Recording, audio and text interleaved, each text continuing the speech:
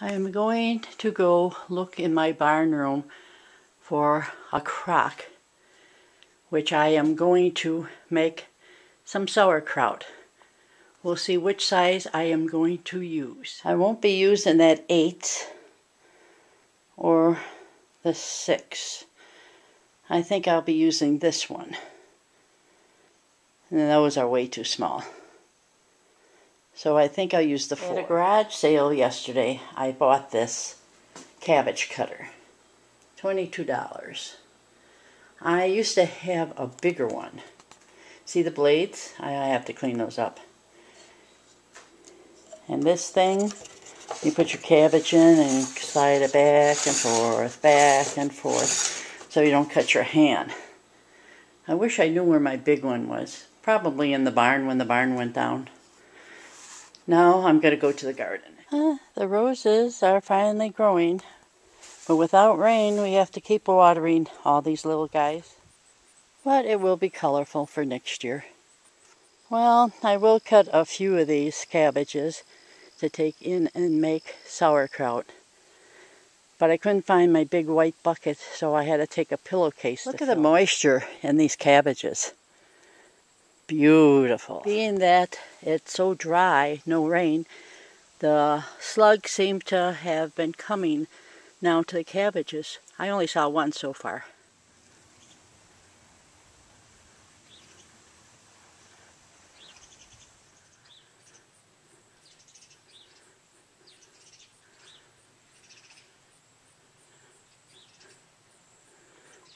These cabbages are very heavy. I didn't weigh them, but my goodness, they are heavy.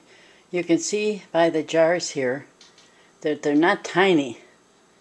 That's why I put the jars here, so you can see the size of them, but they are solid. The top leaves of the cabbage I will soften, and then I will roll them and make stuffed cabbages. Just putting a little piece of cabbage, like 1/4 of a small one in, just to try it out and see how this works. If this doesn't work good, then I'm going to have to use it. Oh, that's shredding it nice. Look at that. That's how you want your sauerkraut. I just did a little just to try it out, and it's working. Trying a 1/2 of a cabbage now. See this? That's by that machine. Now this, not much difference by hand. I don't like it really thick.